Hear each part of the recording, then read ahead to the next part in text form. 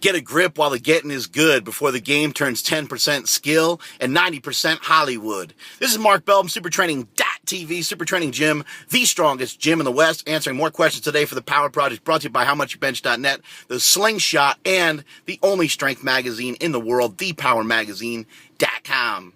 We have a question today from Gilbert Rodriguez about power building. And his question is, how do I do bodybuilding and power lift at the same time? Let me just tell you a quick thing about bodybuilding for a second. I used to work inside of a supplement store.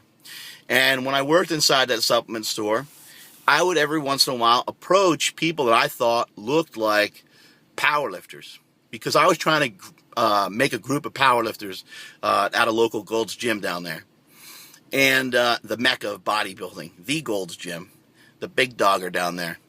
And when I'd run into some of these people, I would say, hey, and I'd only approach people that looked like powerlifters, guys that had a little extra junk in their trunk, guys that had some meat on their bones, guys that were chubby, portly, fat, maybe even you'd say. They looked like powerlifters, right? That was the main thing. And so I talked to them a little bit about powerlifting. I'd say, I'm trying to get these people together. Maybe come join us sometime. They go, no. I'm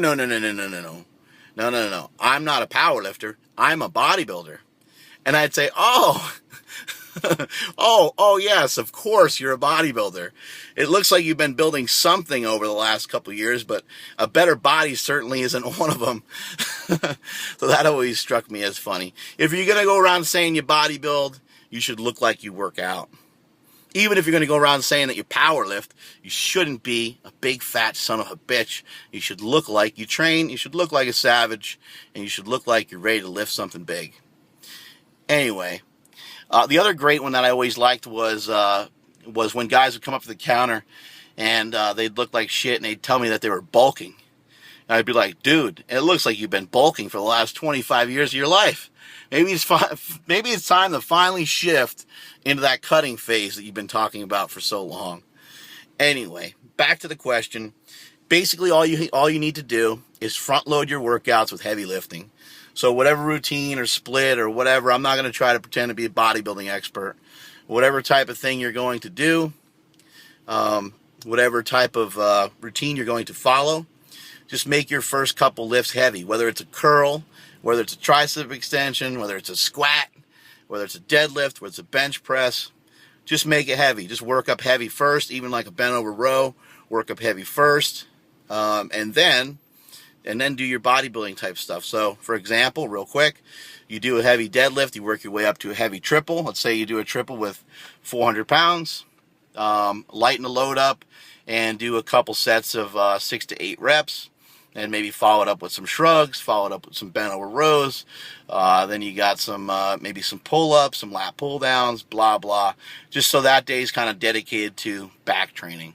That kind of deal. Keep it simple. Don't paralyze yourself with a ton of knowledge. Don't paralyze yourself with tons of different exercises. About 5 to 6 exercises should work really well. A lot of times your upper body needs a little bit more exercises than your lower body does, just due to like the dynamics of how we're all, how we're built and the different things our arms can do versus different shit that our legs can do. But you're also going to have to keep in mind that eating is going to be a huge thing. Diet is just an enormous part. You hear people throw out different percentages. I don't really like to do that because there's just too much variable in each person. Some people don't really need to diet at all, and they look great. And other people need to diet their face off, and they still get minimal results. So, but if you want to look like a bodybuilder, you want to look like a badass, you want to look like you train. And by the way, if you're going to say you're bodybuilding or powerlifting, then you should look like you work out. Especially if you're going to say that you're bodybuilding. You should look like you train, and you shouldn't be fat. You should be in good shape. Have some respect for the other guys that actually do bodybuild and step on the stage, and be careful how often you use that word. That's just my opinion, my 2 cents. That's pretty much it. I mean, the diet's going to be crucial, so make sure you're following something that's going to allow you to grow, allow you to perform well in the gym. And when you're talking about power building, if you're not talking about getting on stage, then you don't have to do a full-on bodybuilding diet. You never really need to do that last cutting phase that tends to kill bodybuilders, tends to kill their strength. You can kind of cruise along the way I'm cruising along now. I did carb night, and I lost about 70 pounds. And now I follow more of, I just say, like a bodybuilding diet. Basically, whenever I have a meal that's high in fat, I go low carbs. I won't have any, like I'll have an omelet and have no sides with it, or just vegetables with it.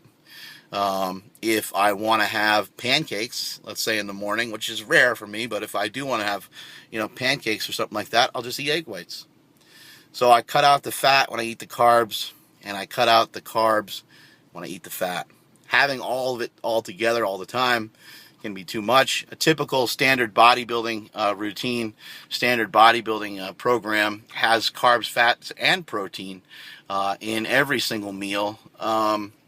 Usually minimal amounts of carbs and minimal amounts of fat, depending on the guy. Each guy is so different, but usually the protein is about 2 grams per pound of body weight. A lot of times the carbohydrates are about half that, and the fat is about the same, somewhere in that neighborhood. Maybe an extra 100 grams of carbs or something like that might be. You might have an extra 100 grams of carbs on a training day, something like that. Anyway, eat stuff that allows you to perform well, but doesn't make you freaking fat. Pretty simple. So the next question is from, where'd this son bitch go? Oh, I might have lost them forever. These damn emails. I get so many emails. Identifying weakness. No, that's not it. Son of a bee. Which one was it? It was a good one. Oh, okay. This guy has a question about overtraining. Sorry for the delay there. And about the CNS. And you guys always know I always ramble on and on about that. And I always get frustrated. One of the reasons why I get so frustrated is the fact that I just don't think there's a lot of real motherfuckers out there. Plain and simple. I don't think there's a lot of real dudes out there training really hard. I know there's a lot of people out there training really hard. I know there's a lot of people out there working really hard. But I don't, you just hear so many people saying so much dumb shit about how they were out drinking or out getting high or out doing this, out doing that. It makes you really wonder, like, how hard are you training? Are you training hard? Are you training so hard that it's over your body's capability? I doubt it. I mean, come on, really? Are you really training that hard? I mean, maybe somebody who's training at the Olympic Training Center, who's training their ass off to win an Olympic gold medal or something like that, But the main thing with this is that you need to realize this is just lifting weights. If you're like playing basketball or you're doing MMA, or you're doing some of these other sports, like MMA requires you to do so many different things. Your conditioning needs to be on point. Your pain tolerance needs to be on point. Your hydration needs to be on point. Your nutrition needs to be on point. Your strength needs to be on point. Your skill needs to be on point. So you got to practice shit all day long. Basically, it's like a 12-hour day if you're doing MMA. If you're serious about MMA, that's the kind of hours a lot of these guys are putting in. 8 to 10 hour days are pretty common, I think, for a lot of these guys. And for the newer guys who don't know what they're doing yet, they're doing even more work. But those are the kind of people that get overtrained. If you're just lifting weights, you shouldn't really be overtrained. However, when you're talking about the 3 big lifts, talking about the squat, bench, and deadlift, you can actually overdo it fairly easy from time to time.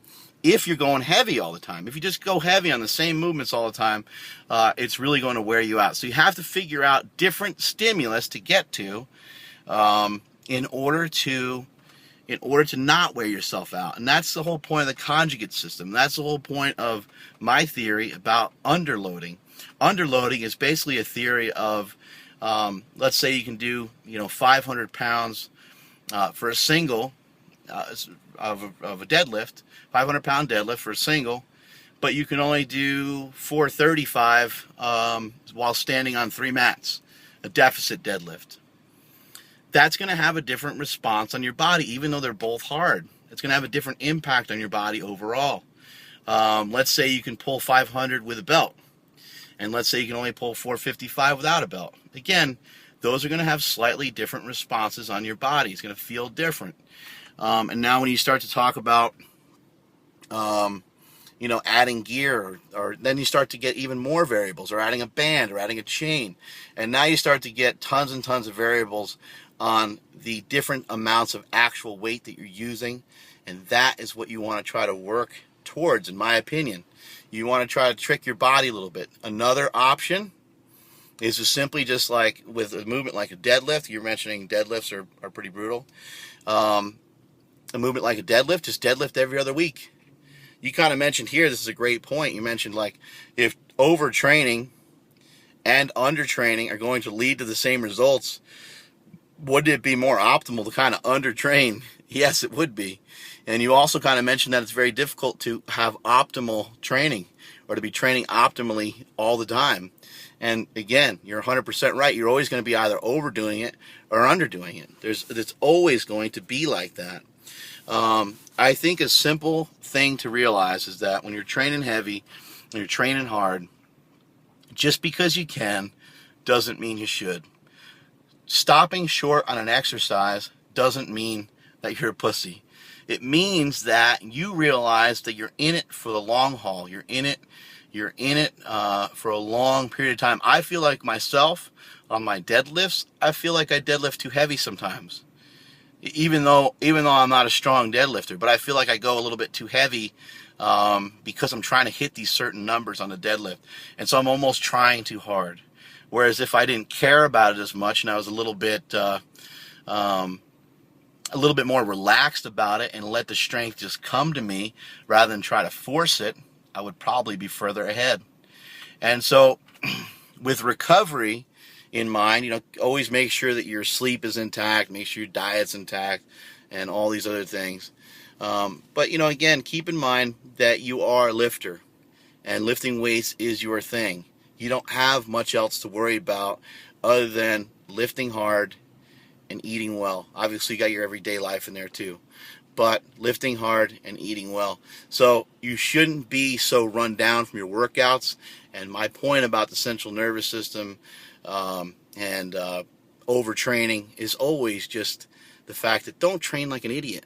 That's all it is. That's all I'm trying to tell people, is don't train like an idiot. If you feel worn out, back off a little bit. That's it. It's pretty simple. Eric Lillibridge, the Lillibridge family, they like to deadlift heavy every other week. Stan and Rhino Efforting use a similar principle to break the world record. Heavy training every other week can be very effective. I would say if you're a newer lifter, I would train heavy every other week, and in between, I would do speed work. So on the off weeks, I would do speed work. That way you're working on your form, you're working on your technique, you're working on perfecting the lift, you're working on the timing, you're working on the force production, you're working on being fast, and on your heavy day, you're working on lifting heavy. Strength is never a weakness, and that is it from supertraining.tv.